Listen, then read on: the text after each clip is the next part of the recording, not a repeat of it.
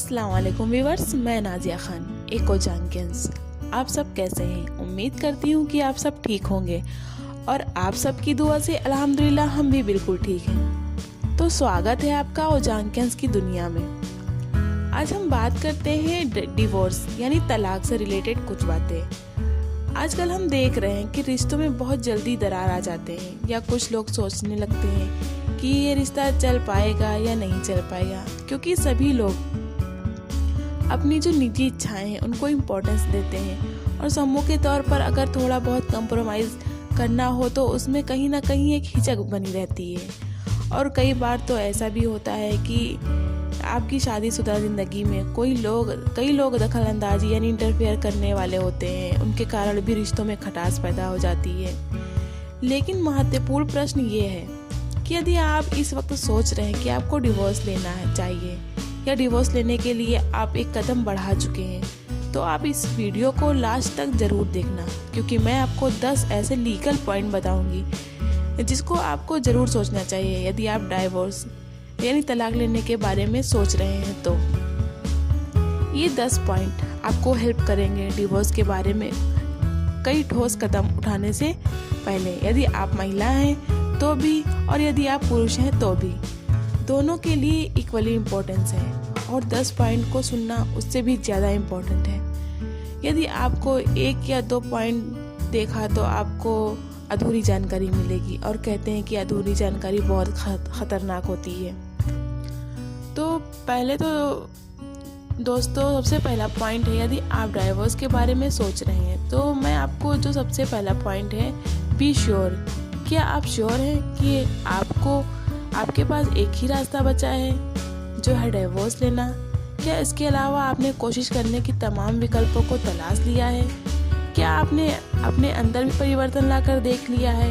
क्या आपने अपनी पत्नी या पति को जितना समझाना चाहिए उतना आपने समझा लिया है, या आपने सभी प्रयास कर लिए हैं? अगर आपने सभी तरीके अपना लिए हों शादी बचाने के, उसके बाद ही आप डिवोर्स के बारे में सोचें, क्योंकि डिवोर्स एक ऐसा विषय है जब एक बार आप इनिशिएट करोगे तो आप उसे बीच में रोक नहीं सकते, तो रिश्तों में गांठ पड़ जाता है और लीगली भी आपको कई तरह की समस्याओं का सामना करना पड़ता है, जिनका जिक्र मैं आगे करूंगी। दूसरा पॉइंट जो है लीगल नॉलेज। अगर आपको डिवोर्स लेना है तो आपको सभी तरह के लीगल नॉलेज इकट्ठा करना चाहिए, और लीगल नॉलेज इकट्ठा करने के लिए कई बार ऐसा होता है कि लोग आधी अधूरी जानकारी के लिए आप डिवोर्स लेना तय कर लिया, लेकिन आप किसी ऐसे व्यक्ति से मिलते हैं जो आपको अधूरी जानकारी देता है। या वो बोलता है कि 2 महीने में आपका डिवोर्स हो जाएगा, या कोई बोलता है कि 2 साल या 5 साल भी लग जाएगा। आपको एक्यूरेट ऑथेंटिक इन्फॉर्मेशन मिल पाती है, तो बहुत ज़रूरी है कि आप लीगली एडवाइस लें और ऑथेंटिक इन्फॉर्मेशन इकट्ठा करें जो डिवोर्स से संबंधित हो। तीसरा पॉइंट में है कि आपको नो योर राइट, यानी सबसे पहले अपने राइट्स को जानना चाहिए। अगर आप डिवोर्स के लिए सोच रहे हैं, जैसे आप फीमेल हैं, तो आपके कौन कौन से अधिकार हैं ये जानना बहुत ज़रूरी है। आप जब तलाक के लिए जाओगे तो कानूनी रूप से आपको कौन कौन से अधिकार मिले हुए हैं, और ठीक उसी प्रकार यदि आप पुरुष हैं तो आपको कौन कौन से अधिकार मिले हैं, इन सब के बारे में आपको पूरी जानकारी होनी चाहिए। इसके बाद ही आप डिवोर्स के बारे में कुछ भी सोचें। चौथा पॉइंट है कि माइंड योर प्राइवेसी, मतलब आप अपनी प्राइवेसी का ध्यान रखें। कई बार ऐसा होता है कि जब आप परेशान होते हैं और किसी से चुप होते हैं तो उससे जुड़ी बातें सारी और जितनी सारी इन्फॉर्मेशन आप दूसरों के साथ शेयर कर देते हैं, और कई बार आप ऐसा भी शेयर कर लेते हैं कि जो अपोजिट पार्टी होती है वो आपके खिलाफ एक हथियार के तौर पर भी इस्तेमाल कर सकते हैं। तो जब कभी आप डिवोर्स के लिए प्लान करें तो आप अपनी पर्सनली इन्फॉर्मेशन से जुड़ी हुई प्राइवेसी है उसे आप प्राइवेट ही रखें, और निश्चित कर लें कि आपको कौन सी जानकारी शेयर करनी है और कौन सी नहीं। ये राय आपको एक लीगल एक्सपर्ट ही दे सकते हैं, जिससे आपको केस लड़ने में और जीतने में काफ़ी मदद मिलेगी। 5वां पॉइंट है ये सबसे महत्वपूर्ण है। यदि कोई भी, मान लीजिए मैंने सबसे पहले पॉइंट एक में बताया कि बी श्योर, आप एक बार श्योर हो जाओ कि आपको डिवोर्स लेना है। जब आप डिवोर्स लेने के लिए श्योर हो चुके हैं और अपने लीगल इन्फॉर्मेशन भी इकट्ठे कर लिए हैं, आप अपने राइट्स का भी आपको पता है, तो आपके लिए ये 5th स्टेप बहुत ज़रूरी है।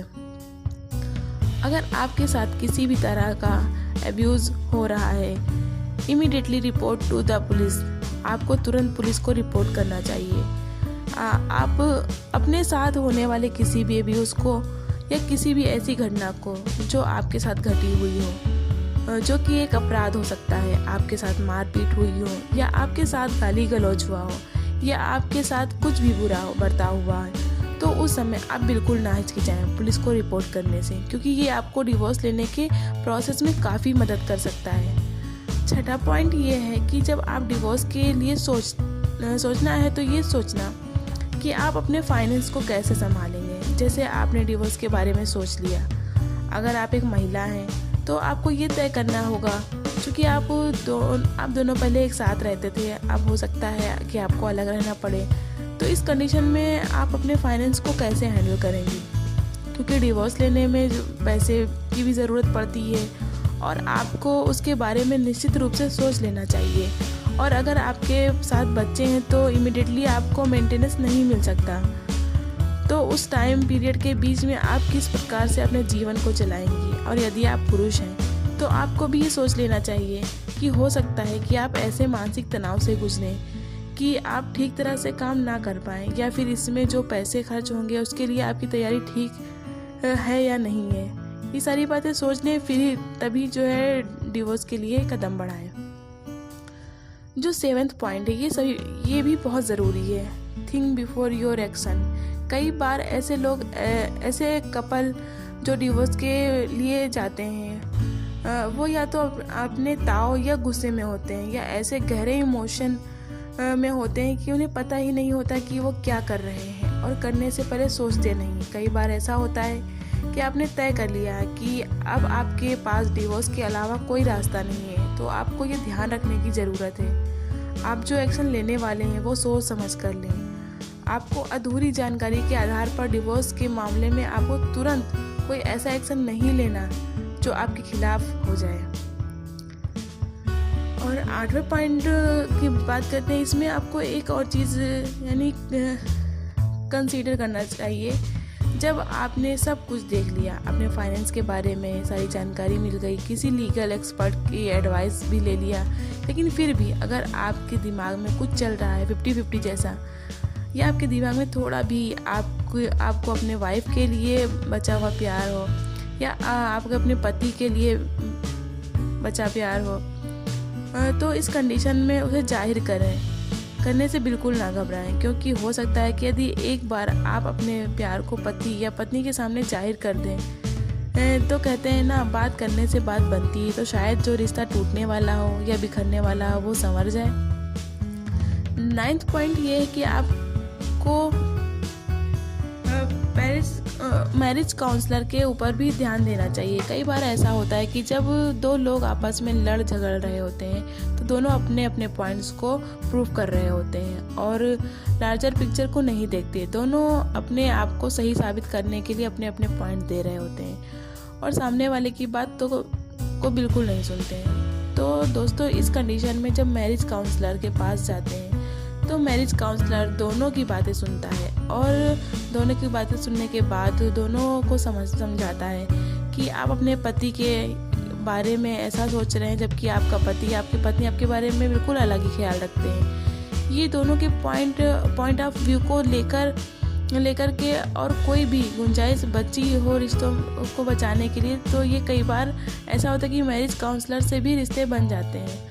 और लास्ट पॉइंट है दोस्तों, हायर एडवोकेट। जब आपने सारे विकल्पों को आजमा लिया है, जब आपके पास कोई रास्ता नहीं बचा है, तो आप एडवोकेट हायर करें, तो वो आपको सही जानकारी दे और आप जिस मेंटल ड्रामा से गुजर रहे हैं उससे आपको बाहर निकालने में आपकी मदद करें। तो आई होप आपको ये वीडियो से कुछ इन्फॉर्मेशन मिली हो।